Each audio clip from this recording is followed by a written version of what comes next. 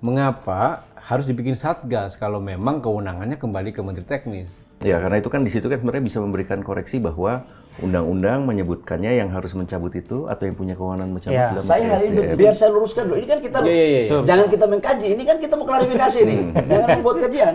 Kan satgas itu mencabut, kemudian menerima appealing dari pengusaha, boleh memprotes lalu menghidupkan kembali. Nah ini kan powerful sekali. Satu lembaga bisa menghidupkan dan bisa mencabut dan bisa menghidupkan.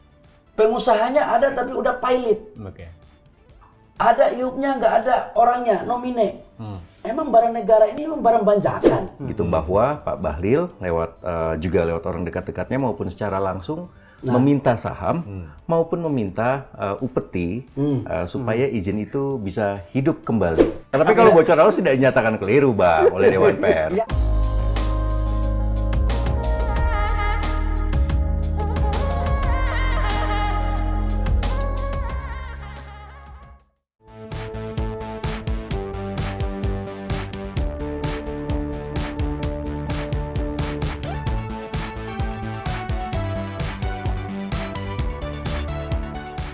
Yuk, jumpa lagi bersama kami di Bocor Arus Politik. Untuk edisi kali ini, kami punya sesuatu yang agak spesial gitu ya. Saya di sini ditemani oleh Bagja Hidayat dan juga Erwan Hermawan. Dan bersama kami sudah hadir Menteri Investasi Kepala BKPM, Pak Bahlil Lahadalia. Mantap. Mantap, Mas. Apa kabar, Menteri? Alhamdulillah sehat, Kang Barja, Mas Pram. Wan, mana Wan? Pak Menteri. Kayaknya makin seger aja nih setelah Puasa. menuju kursi 1 Golkar. Temanya langsung ke sana. Klarifikasi dulu dong, Jadi pertemuan ini, wawancara Menteri Investasi ini bagian dari pelaksanaan keputusan Dewan Pers. Ya. Yang pada tanggal 18 Maret 2024 memutuskan PPR atau pernyataan penilaian dan rekomendasi dari pengaduannya Menteri Investasi. Dan di dalam putusannya itu adalah menyatakan bahwa liputan tentakel nikel Menteri Bahlil, judulnya itu di sampul, itu tidak melanggar kode etik, namun ada keterangan di dalam sampul yang menuliskan bahwa Menteri Bahlil mencabut ribuan izin nikel, yang benar adalah ratusan. Nah, karena itu kami sekarang di sini akan selain menjalankan putusan Dewan Pers juga bagian dari klarifikasi. Nanti akan diterangkan oleh Pak Menteri yang mendapatkan rekomendasi dari Kementerian SDM. Ya, Pak Bahlil ini semangat sekali menerima kami di sini gitu kan. Kami masuk saja sudah langsung disorot oleh kamera gitu ya. Kang Barja, saya kalau diluruskan kalau saya keliru ya. Di rekomendasi di Dewan Pers itu ada 2. Ya. Saya adalah harus memberikan hak klarifikasi. Yang kedua, di rekomendasi kita itu adalah harus jujur juga kita. Tempo harus meminta maaf. Iya. Betul. Dan itu melanggar pasal 1.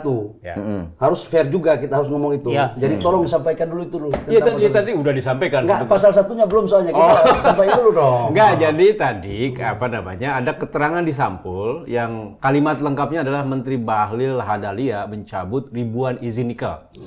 Nah, kata ribuan itu keliru karena harusnya ratusan. Tepatnya berapa? 109. Kata ribuan itu mengacu kepada seluruh izin usaha pertambangan. Karena itu Dewan Pers merekomendasikan agar kesalahan itu meminta Tempo meminta maaf atas kesalahan tersebut. Pelanggarannya pasal berapa? Pelanggarannya pasal 1 karena itu tentang akurasi. Gitu. Nggak, aku coba mau tanya itu. Kita sama-sama fair kok. Aku senang lah kalau Tempo begini. Artinya kan Tempo juga mengakui bahwa ada terjadi ketidakakuratan dan itu melanggar pasal 1 dan itu kita diberikan rekomendasi untuk minta maaf dan diberikan hak jawab proporsional. Itu yang paling clear. Dan saya juga hari ini kita dalam suasana kekeluargaan dalam rangka hak jawab, dalam rangka menjalankan juga rekomendasi Dewan Pers. Itu yang paling penting, Komandan. Itu kenapa kita duduk di sini. Jadi duduk di sini tuh dalam rangka tadi seperti saya sebutkan di awal, menjalankan rekomendasi Dewan Pers untuk memberikan Pak Menteri diberikan hak untuk klarifikasi. Karena kenapa klarifikasi? Karena ini hak masyarakat juga untuk tahu. Bagaimanapun liputan itu udah terbit, masyarakat udah tahu. Sementara Pak Menteri kemarin tidak ada wawancaranya. Nah, sekarang waktunya lah untuk mengklarifikasi semua itu. Siap, ya kan? Dan memang Bang Menteri ini istimewa ya. Kenapa itu? Jadi di antara sekian banyak menteri kabinet, apalagi Bang Menteri ini hanya Bang Menteri yang ditunjuk oleh Satgas untuk menjadi pemimpin Satgas, 2 Satgas lagi. Ada Satgas Percepatan Investasi, lalu juga Satgas Penataan Lahan. Gimana latar belakangnya Bang Menteri? Jadi gini, saya mau sampaikan dulu, Wan, aku itu sebenarnya dari sejak aktivis ya, saya itu langganan Tempo. Sekalipun langganannya itu baca bekas punya tetangga, karena nggak punya kemampuan untuk beli Tempo waktu itu. Tapi informasi Tempo itu paten punya lah, kira-kira begitu ya. Jadi termasuk yang tentakel nikel juga paten. Itu paten versi Pak Pram itu. Kalau saya lihat itu agak lucu, makanya kita hadir hari ini. Jadi gini, kalau kita kaitkan ya, teman-teman kan mengatakan bahwa yang mengidentifikasi, ini letak kekeliruan. Saya tidak mengatakan kesalahan. Letak kekeliruannya itu pertama begini. Teman-teman mengatakan bahwa hasil investigasi data pencabutan IUP itu didasarkan atas dasar kajian tim Satgas yang saya pimpin. Berdasarkan Kepres nomor 11 tahun 2021. Kalau Kepres 11 2021 itu tentang percepatan investasi. Kenapa itu diadakan Satgas itu? Karena begitu saya masuk jadi kepala BKPM, investasi mangkrak kita itu 708 triliun. 708 triliun itulah yang harus kita selesaikan. Nah, nggak bisa BKPM menyelesaikan sendiri. Maka karena ada masalah tanah, masalah perizinan di daerah, masalah macam-macam. Yang bahasa saya dulu itu, ya ini seperti apa ya, hantu. Hantu ini bisa diselesaikan orang yang pernah menjadi hantu atau berkawan hantu. Kenapa itu? Kenapa? Karena urusan tanah macam-macam ini kan susah, Bos. Nah, apa urusannya dengan Kepres itu? Dari investasi 708 triliun, kita mampu menyelesaikan kurang lebih sekitar hampir 600 triliun. Dan sekarang hasilnya seperti Lotte. Lotte Chemical di Cilegon. Itu hasil kerja Satgas. Kemudian PLTS di Cirata, Masdar. Artinya Satgas itu sudah dari 708 triliun tadi itu udah membereskan. Berapa tadi? 600. Hampir 600 triliun. Hampir 600 triliun. Oke. Jadi yang saya mau sampaikan adalah keliru. Nggak ada hubungannya antara data IUP yang mau dicabut dengan Satgas berdasarkan Kepres nomor 11. Tapi izin IUP yang tidak produktif, HGU yang tidak produktif, itu termasuk investasi yang mandek? Oh iya. Karena kalau itu kan soal babak kedua. Dari 708 triliun itu tidak merupakan bagian IUP. Ini adalah orang sudah datang investasinya, tapi nggak bisa dieksekusi. Seperti kayak di Pertamina, di Tuban, kemudian seperti ada semen di Kalimantan Timur. Itu real tidak termasuk dari bagian 708 triliun untuk IUP. Nggak ada. Jadi jangan sampai dikait-kaitkan tuh. Oke, saya masuk ke dua sekarang. Sekarang itu adalah ada Kepres Satgas lagi tentang penataan investasi. Yang ketuanya, yang anggota Satgasnya itulah Menteri Kehutanan, Menteri SDM, Menteri ATR, dan Menteri Investasi. Waktu itu saya ketua Satgasnya. Tugasnya apa? Adalah melakukan penataan lahan terhadap lahan-lahan yang tidak produktif, yang tidak digunakan. Karena cara berpikirnya ini kan semua milik negara. Tambang-tambang itu milik negara. HPH itu milik negara. HGU itu semua milik negara. Negara memberikan izin kepada pengusaha dengan maksud untuk menjalankan usaha agar terjadi penciptaan lapangan pekerjaan, pertumbuhan ekonomi. Tapi apa yang terjadi? 2078 IUP ini disortir dan diidentifikasi oleh Kementerian Teknis. Jadi nggak ada urusannya sama untuk mengidentifikasi ini, nggak ada urusannya sama Menteri Investasi dan nggak ada urusannya sama Satgas. Jadi 2078 IUP itu adalah betul-betul database dari Kementerian SDM. Jadi keliru lagi nih satunya, bukan keliru ya. Salah penafsiran. Oke. Ini diisi wawancara sebelumnya itu yang di Tempo itu. Nah, begitu selesai, Berarti sama juga dengan apa namanya HPH, HTI yang tidak produktif. Semua itu sama. dapat datang dari Kementerian Teknis, Kementerian apa namanya? Kehutanan. Kehutanan. Menteri Investasi mau dapat data itu dari mana? Yang tahu itu lokasinya di mana, berapa hektar, komoditasnya apa, itu pasti Kementerian Teknis. Dan kemarin Pak Arifin sudah memaparkan itu di rapat kerja Komisi 7 tentang mekanisme prosedural. Oke. Setelah itu dapat, kemudian diserahkan kepada Satgas. Tapi sebelum ke Satgas, itu Menteri Teknis ini melaporkan kepada Pak Presiden. Pada Januari 2022. Bapak Presidennya men-announce duluan.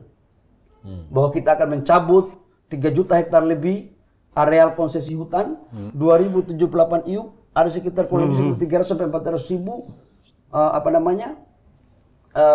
HGU yang harus kita cabut. Nah, dalam rangka mencabut itu buatlah Satgas. Oke. Nah, itulah kewenangan kita mencabut. Tapi saya mencabut pun di surat pencabutan itu atas nama Menteri Teknis. Jadi kalau saya mencabut itu adalah IUP atas nama Menteri SDM. Nah, itu pertanyaannya. Mengapa harus dibikin Satgas kalau memang kewenangannya kembali ke Menteri Teknis? Kan di dalam Undang-Undang Minerba misalnya, kewenangan memberikan izin, mencabut dan seterusnya itu kan di teknis. Nah, ini pertanyaannya adalah kenapa harus dibikin Satgas lagi yang birokratis? Saya sebagai pembantu presiden, namanya pembantu presiden itu menjalankan apa keputusan presiden. Oke, tidak pada konteks itu saya mau menjawab di sini. Karena bukan merupakan domain, bukan merupakan kewenangan saya. Jadi kita ini kan pembantu presiden. Apa yang menjadi ditugaskan. Wajib. Jangan kita tanya kenapa kok ditugaskan, perbankan namanya itu. Baik Pak Bahlil, ketika penyusunan aturan-aturan itu tidak dilibatkan. Artinya di situ kan sebenarnya bisa juga memberikan pasti tim koreksi. teknis ya, tapi saya waktu itu saya udah lupa. Karena itu kan 2022 itu. Ya, karena itu kan di situ kan sebenarnya bisa memberikan koreksi bahwa undang-undang menyebutkannya yang harus mencabut itu atau yang punya kewenangan mencabut adalah Saya hari ini SDM. berbicara tentang bagaimana teknis mencabut, tidak bagaimana berbicara tentang undang-undang. Jangan saya bertindak di luar batas kewenangan dan sepengetahuan saya. Bang Menteri, Biar saya luruskan dulu. Ini kan kita jangan kita mengkaji. Ini kan kita mau klarifikasi nih. Jangan membuat kajian. nih Bang Menteri, kami mencoba meminta jawaban kepada Menteri SDM terkait dengan apa yang Bang Menteri jelaskan. Begitupun dengan ke Bang Menteri dan juga ke teman-teman DKPM. Tapi sampai deadline terakhir itu tidak ada jawaban yang komprehensif dari teman-teman, baik di SDM dan BKPM. Nah, ini yang menjadi ya pada akhirnya kan seperti itu tadi yang Mbak Menteri jelaskan. Nah, Ya kita sayangkan lah itu sudah terjadi ya. Kita sudah terjadi. Yang jelas bahwa saya meluruskan dulu bahwa dari sisi substansi udah banyak yang mungkin karena kalian teman-teman mencari data tidak komprehensif, maka penyajiannya datanya banyak yang agak belum sempurna. Nah, sekarang saya sempurnakan ini. Bahwa jadi udah benar ini rekomendasi kita sama-sama dari Dewan Pers. Satu memang ada yang memang harus diminta maafkan dan satu diminta untuk mengklarifikasi. Tapi Bang Menteri, ada sosialisasi gak sih ketika untuk mau mencabut itu kepada teman-teman pengusaha karena pada teriak nih pengusaha ini. Gini, kalau persoalan mereka mencabut, waktu proses pencabutan itu pas feeling saya dari Kementerian Teknis itu sudah melakukan komunikasi di awal Kepada pengusaha. kepada pengusaha karena itu belum menjadi bagian domain dari Satgas. Karena Satgas udah nyampe dulu baru eksekusi kan. Jadi pranya sebelumnya itu bukan merupakan domain Satgas. Nah, satu lagi nih soal kewenangan. Kan Satgas itu mencabut kemudian menerima appealing dari pengusaha boleh memprotes lalu menghidupkan kembali. Nah, ini kan powerful sekali. Satu lembaga bisa menghidupkan dan bisa mencabut dan bisa menghidupkan. Dan ini lembaga ad hoc ya. Gini, ini juga ada keliru di dalam isi kemarin pembahasan itu. Jadi Satgas itu namanya kolektif kolegia. Contoh IUP. IUP itu begitu dicabut, feeling saya sebagai mantan pengusaha, itu berpikir begini, tidak mungkin 2078 IUP ini semuanya benar. Itu feeling saya. Dan di berbagai kesempatan saya katakan bahwa jangan kita zolim sama pengusaha. Coba teman-teman Tempo buka itu media-media yang pernah saya ngomong dalam beberapa kali konferensi pers. Oleh karena saya tidak ingin zolim sama pengusaha, maka ruangnya harus dibuka. Apa ruangnya? Melakukan keberatan. Ya. Dan mereka melakukan keberatan atas apa yang menjadi keputusan daripada Ya, pemerintah. alasan pencabutan. Alasan pencabutan. Ya. Kan alasan pencabutannya kan sudah dibilang Ya. sebelumnya oleh Pak Arifin. RKB 3 tahun nggak ada. Oke. Kemudian izinnya sudah ada tapi nggak diurus-urus selanjutnya. Tidak beroperasi. Tidak beroperasi. Entar dulu, apa namanya? Izinnya ada digade ke bank. Nggak boleh IUP digade-gade di bank. IUP ada di IPO. Habis di IPO uangnya ada dipakai untuk bisnis yang lain. Nggak boleh. Pengusahanya ada tapi udah pilot. Oke. Ada IUP-nya nggak ada orangnya, nomine. Emang barang negara ini memang barang banjakan. Nggak bisa kayak begini. Oke. Nah, terkecuali kalau dia belum jalan, contoh, kalau dia belum punya RKAB, ternyata RKAB-nya itu dia belum mendapat izin IBPKH. Dari Kementerian LHK. Dari LK. Kalau dia belum mendapatkan izin BPKH, kita nggak boleh cabut. Oke. Kita zolim, itu namanya. Artinya, Tapi dia nggak beroperasi. tapi kan dia tidak beroperasi bukan karena dia tidak mau. Oh, karena KLHK-nya Karena belum kasih KLHK-nya belum izin. kasih. Oke. Kalau dia kerjakan masuk penjara. Ya, ya. Ini yang saya nggak mau. Nah, ada juga yang sekalipun IPPKH-nya belum ada, tapi dia nggak urus-urus. Nah. Kalau dia nggak urus-urus sengaja mau jual IUP itu. Aku ini kan mantan pengusaha, bos. Jadi ngerti. Mantan atau masih, Bang? Ngerti lah intrik-intrik ini. Saya waktu klarifikasi, saya bilang, oke, kalian belum punya IPPKH. Kalian urus nggak IPPKH kalian? Nah, oke. Nah, sebentar dulu. Ya. Kalau mereka mengatakan sudah urus, mana buktinya? Mana bukti kalian mengurus izinnya, IPPKH-nya? Kalau AU retorika saja, bohong kau. Tapi kalau dia mampu membuktikan, Pak, sudah 2 tahun loh Pak, sudah 3 tahun loh Pak, kami mengajukan surat ini Pak. Ya, ya. Nah begitu ada suratnya, tim kami Satgas mengecek. Ada nggak betul ini? Oh ada Pak. Ya. Oh pulihkan. Ya. Karena menurut saya itu hak mereka untuk dipulihkan. Dan apa yang terjadi begitu kita sudah pulihkan, itu pun tidak bisa diputuskan oleh Satgas. yang tadi, tidak bisa diputuskan oleh Bahlil Dahlia. Iya, iya. Sebagai ketua Satgas. Nggak bisa, harus pleno. Sama Kementerian Teknis. Pleno Kementerian Teknis jadi sangat Nah, transparan. tadi kenapa disebut powerful? Karena begini, ada keluhan dari teman-teman pengusaha ini Satgas tebang pilih nih ketika mencabut. Karena ada informasi yang kami terima bahwa ada PT Meta Mineral Pradana. Itu nggak aktif, tapi tidak dicabut. Oke. Ternyata setelah kami cek, saham PT Meta Mineral ini dimiliki oleh Bersama Papua Unggul. Yang katanya, yang di akta kami temukan Langsung 90%. aja bilang bahwa sahamnya itu punya Bahlil Dahlia. Ngapain sih? Apa namanya? Nggak, harus ini dong, harus. Kalau aku Benar fair, klarifikasinya. Ya. Aku mau sampaikan begini. Ya. Saya ini kan sebelum jadi menteri kan bukan pengangguran. Iya dong. Saya ini jadi pengusaha. Iya, iya. Dan nggak ada itu larangan sebelum saya jadi menteri terus punya Iya. usaha. Nah salah satu perusahaan itu betul PT Bersama Papua Unggul. Itu Meta itu tahu beli tahun berapa? Tahun 2012 apa 2010 itu. Oke. Meta itu. Dan itu kita beli jauh sebelum saya jadi ketua umum HIPI pusat. Iya. Oke. Kenapa itu tidak kenapa tidak tidak dicabut? Kita kan cabutnya itu kan 200 kita verifikasikan benar apa segala macam. Dari 2078 IUP yang kita cabut itu kan 2050 lebih. Ada sebagian yang tidak memenuhi syarat, sebagian juga dari Aceh. Ya, ya. Kan Aceh itu kan undang otsus. Nah, Meta salah satu di antara itu. Kenapa? Karena memang sudah diajukan IPPKH-nya, belum pernah diterbitkan IPPKH-nya. Oh, jadi masih nunggu prosesnya. Dan itu bisa dibuktikan dengan administrasi. Sejak Mau dibawa ke pengadilan Den Haag pun bisa itu. Saya udah cek soalnya. Saya bilang jangan gara-gara barang bodoh ini bikin aku pusing. Aku kasih tau sama orang di direksi di perusahaan. Dan bisa dicek, bos. Sejak kapan Bang ngajuin IPPKH tapi belum diterima? Oh, sejak 2015, 2016 sudah diajukan. Buset, lama banget. Lama banget. Lo tanya aja di Kementerian. Nah, ini kan artinya harusnya itulah yang dibereskan oleh Satgas. Kementerian Teknis yang bermasalah kalau gitu. Kalau benar itu adalah Kementerian Teknis yang keliru, kita nggak akan menghukum pengusahanya, bos. Tapi hukum menterinya. Menteri Teknis. Enggak juga. Saya nggak bisa menghukum menteri. Kita mah sesama biskota jangan saling mendahului. Ya. Itu nggak boleh. Yang berhak menilai dan menghukum menteri hanya presiden. Hak prerogatif. Iya. Gitu. Nah, satu hal yang krusial lagi di antara itu tadi mencabut dan menghidupkan kan ada keberatan. Nah, ini para pengusaha ini berceritalah kepada kami ini yang Pak Menteri juga udah membacanya.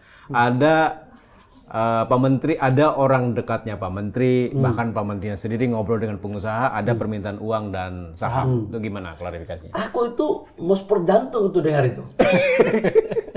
Saya jujur aja. Ya. Sejak kapan Bahlil Dahlia kayak begitu gitu loh.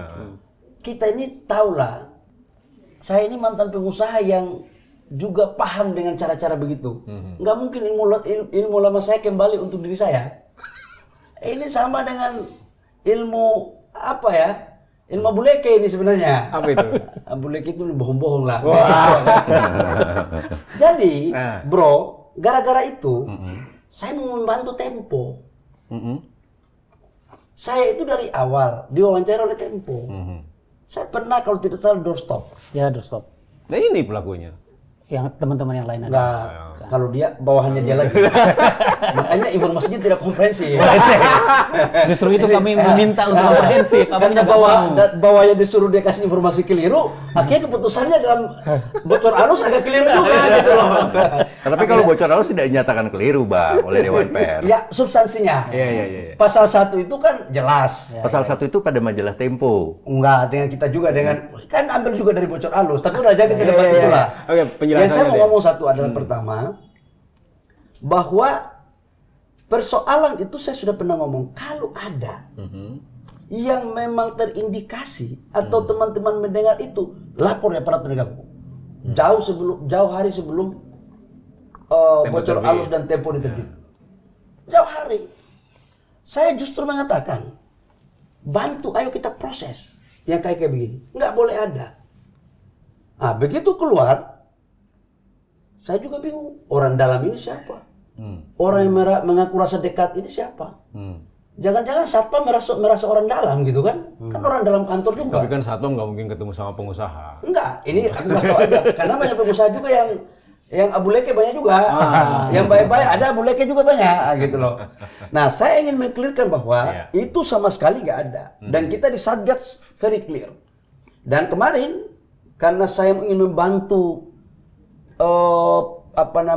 pemberitaan di Tempo, kan kita maunya kan mau transparan kan, kita maunya kan mau tuntasin yang kayak gini, nggak boleh ada. Saya lapor ke Barreskrim, saya tidak lapor Temponya, saya ingin membantu Tempo. Iya. Oke, Tapi sebelum kita masuk ke sana, Saya ingin membantu agar informasi ini kita. Iya. Kita, Tapi nanti yang akan diperiksa Tempo, Bang. enggak. Saya jamin. Oke. Saya jamin. Saya kan tahulah media ini kan penting, Bos, dalam membangun peradaban sistem kontrol dalam pemerintahan. Tapi kalau bisa isi Temponya juga, kalau bisa yang paten punya lah gitu kan. Oke. Gitu. Tapi aku nggak bisa menyalahkan siapa-siapa. Betul. Nggak, kami juga menjelaskan bahwa ketika kami, ini kan investigasi itu panjang biasanya, Bang. Kami itu tidak hanya 1-2 bulan, tapi beberapa bulan. Dan informasi ini sebenarnya kami terima pertama kali dari penegak hukum.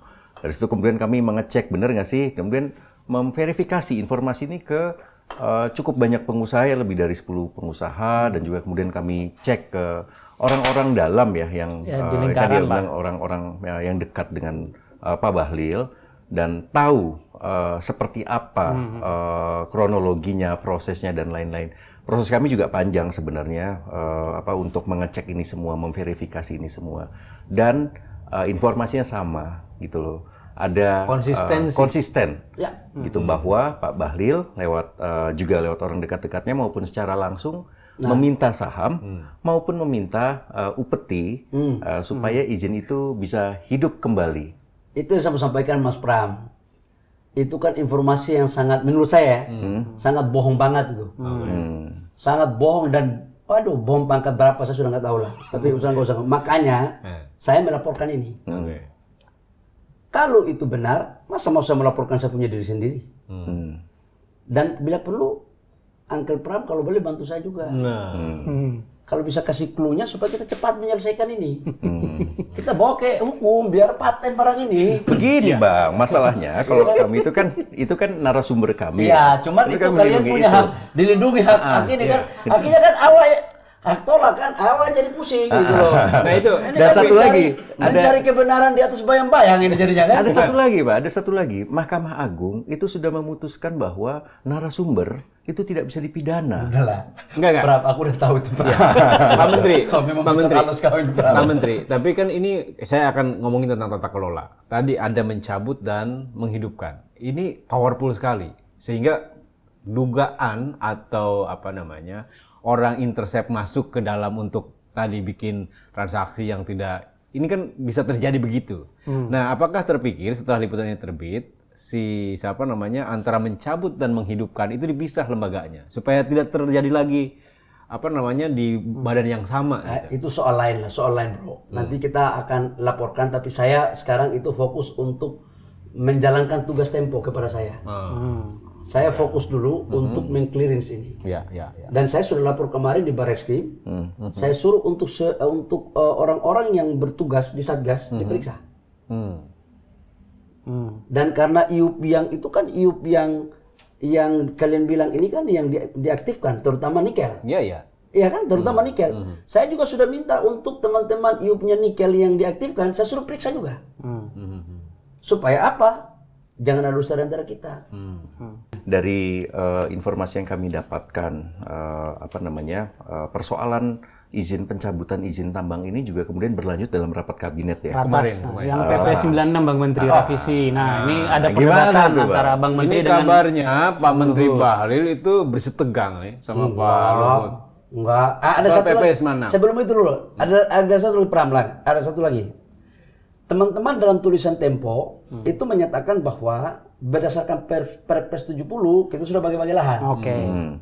Aku juga menyampaikan, ini kekeliruan juga teman-teman tim investigasi. Tapi sudah ada nama-nama PT yang sudah. Dengar dulu, belum ada satupun yang kita bagi. Karena Perpres 70-nya saja belum selesai direvisi. Jadi apa yang ditulis oleh teman-teman Tempo itu semua enggak, untuk Perpres 70 semua belum ada. Enggak, jadi PT yang sudah dibagikan itu yang pakai kewenangan yang mana? Oh, belum ada yang dibagikan. Yang sudah dicabut oleh Satgas itu belum dibagikan. Belum ada dibagikan. Satu pun belum ada. Tapi sudah ada yang mengajukan. Kalau mengajukan sifatnya Ya. orang gila aja bisa ajukan hak dia warga negara. Betul. Ormas mana aja Bang Menteri yang sudah mengajukan? Saya lupa. Tapi kalau NU sudah ajukan. Sudah ajukan. Sudah ajukan. Ya. Nah, ini terkait PP 96 kan? Entar dulu saya sampaikan dulu biar kita nggak loncat-loncat. Jadi Perpres 70 Dinda itu belum ada yang dilakukan. Tapi kan seolah-olah di situ kan ditulis seolah-olah sudah ada yang dibagi. Bahlil membagi-bagi. Seolah-olah itu ada prospeknya untuk Pilpres. Kalau tidak Dinda yang ngomong waktu itu, saya baca nonton di Bocor Alus, seolah-olah kalau rakyat dikasih bansos, organisasi kemasyarakatan dikasih IUP. Betul. Nah, Itu kan persepsi yang kacau sekali itu. Jadi nggak benar. Gimana barang kita belum bagi dia belum ngomong. Ini kan seuzon ini. Tapi Perpres 70 memang punya kewenangan melelang kan? Membagikan. Enggak. Perpres 70 lelangnya tetap ada di Kementerian SDM. Yang untuk UMKM, yang untuk Kopermas, koperasi-koperasi, itu betul. Itu diberikan, tapi kan ada spesifikasinya. Ada batas maksimum lahan yang diambil. Dan itu belum ada dieksekusi. Ini harus clear ini. Ya. Sehingga jangan diartikan seolah-olah ini sudah, kemudian Bahlil dapat sesuatu lagi. Atau orang memilih karena Bahlil dukung Pak Prabowo, karena ini terus jadi ini lagi. Wan, ini kan bisa aja Wan orang punya persepsi begitu Wan. tapi saya dapat informasi Gontor itu katanya mau dijanjikan, tapi karena dukung 01 jadi gak jadi. Oh, itulah informasi kau keliru terus Wan. Makanya ini kan Gimana ke aku Abang. bisa Tempo ini gue sayang, tapi kalau narasumbernya kayak begini Wan, menurunkan nanti kualitas Tempo kan nggak bagus. Aku cinta sama Tempo ini. Enggak, ini informasi dari Gontor masalahnya. Nggak ada. Itu kan saya sudah bilang, mereka ajukan. Kewajiban saya menampung. Setelah itu baru kita verifikasi. Gimana gue mau kasih aturannya aja belum ada. Jadi itu Wan, nggak benar Adindaku sayang ya. Siap Kanda. Nah, itu. Kebetulan Saya pikir cukup ya. 96 belum dijelaskan. Oh, Yang rider atas tadi itu. PP 96 nggak ada yang disampaikan bahwa aku apa ini dengan Pak Menko saya. Nggak ada. Baik, rapatnya baik-baik aja semuanya. Jadi nggak benar itu. Masa kami di anggota kabinet aja Jadi rapat mau baik-baik. ditambahkan pasalnya untuk agar ormas bisa terima. Nantilah kita lihat perkembangannya. Jangan saya mendahului juga. Oke. Belum diputuskan artinya. Masih dalam proses ya, kita lihat. Karena Pak Luhut, informasi yang kami dapatkan, Pak Luhut di situ kemudian menganggap bahwa itu tidak dimungkinkan dan menganggap Pak Bahlil sudah kelewat batas ya kalau saya tidak salah. Kalau Namun, informasi itu Pak Jokowi keliru. mendukung Enggak, Pak Bahlil. informasi itu keliru sampai ada tulis nama Bahlil lewat batas itu dari siapa itu? Itu keliru besar itu. Itu bisa masuk fitnah lagi tuh, Bro. Nanti kita bikin hak jawab lagi berarti. Enggak boleh. Jangan kerjaan kayak kita. Jadi nggak ada ya? Gue jadi kembali jadi aktivis lagi kalau begini modelnya. Kan kita nggak mau begitu. Ancel Pram, ya kan kita kan mau baik. Tapi arahnya kemana? PP 96 nanti ditambahkan pasalnya. Nanti kita lihat kalau sudah selesai pasti akan menjadi dokumen publik kok. Semua masih dalam proses. Ya, Tapi tidak ada perdebatan artinya di di dalam rapat itu biasa. Oke. Ada sebetulnya. Kalau tidak ada perdebatan, baca doa aja. Atau yang ke gereja pergi ke KKR, udah selesai, nggak ada perdebatan itu. Oke. Ya, yang namanya rapat itu Iya. pasti ada dialektika lah. Iya. Tapi semuanya itu dalam kerangka baik. Kalau tidak mau ada Iya, iya. perdebatan, kita sholat maghrib. Ikut imam semua. Gitu. Oke. Satu lagi Pak Menteri, setelah liputan ini saya mendapatkan teror ini dari mana? Telepon yang tidak dari luar negeri, lalu Terus juga ada kemudian upaya ada profiling apa misalnya. namanya pengerahan buzzer untuk Oh, membela nggak ada. Nggak ada. Pak Menteri. Saya ini kan aktivis lah. Saya ini kan pernah jadi aktivis. Saya itu kan sangat menghargai kebebasan pers. Kalau saya tidak menghargai kebebasan pers, undang-undang pers, ngapain saya ikut lewat mekanisme Dewan Pers? Pers, Saya ya. tunggu semuanya, saya patuhi. Semua dalam rangka apa? Menjunjung tinggi kebebasan pers. Jadi kalau yang cara-cara tadi itu cara-cara lama itu. Dan yakinlah, nggak mungkin saya melakukan seperti itu, Bro. Ya. Apalagi di Kementerian Investasi, nggak lah. Teman-teman ini kan tahu adab semua. Jadi itu sama sekali Dinda itu bukan dari bukan dari Dan selamat Pak Menteri. Menteri SDM. Oh, nggak benar juga. Ini juga ini yang saya bilang ini agak keliru kalian semua. Ini kan masih 6 bulan. Iya. Itu hak prerogatif presiden terpilih. Jangan kita mengambil hak prerogatif presiden terpilih. Jangan sampai isu-isu yang di luar yang tidak bertanggung jawab, yang belum tentu kebenarannya kita pakai jadi Ya, materi. Ketua Golkar dulu lah. Ketua Golkar itu juga belum. Kan Tapi akan ya, Bang ya. Munasnya kan belum. Kita kan ikuti proses. Munas atau Munaslup nih Bang, berbeda ini Saya sebenarnya. ikut mekanisme organisasi. Tapi mau mencalonkan. Apalagi tahun ini saya belum menyatakan untuk mencalonkan. Saya kan harus tertib dong. Kalau 2023 ada hawa-hawanya. 2024 ini belum lah saya berpikir itu. Saya mau menyelesaikan dulu tugas saya sebagai Menteri Investasi untuk menyelesaikan investasi. Karena Pak Jokowi menargetkan 1.650 triliun. Tapi kalau jadi ketua partai ngobrol sama presidennya tuh setara. Saya tidak memikirkan itu loh. Saya tahu ukur baju kok. Saya ini kan orang kampung gitu kan. Kalau ukuran baju saya S jangan pakai XL. Nanti terlalu kebesaran. Ya, Bro ya. Thank you ya. Terima kasih sudah menonton Bocor Halus. Sampai jumpa pada edisi berikutnya.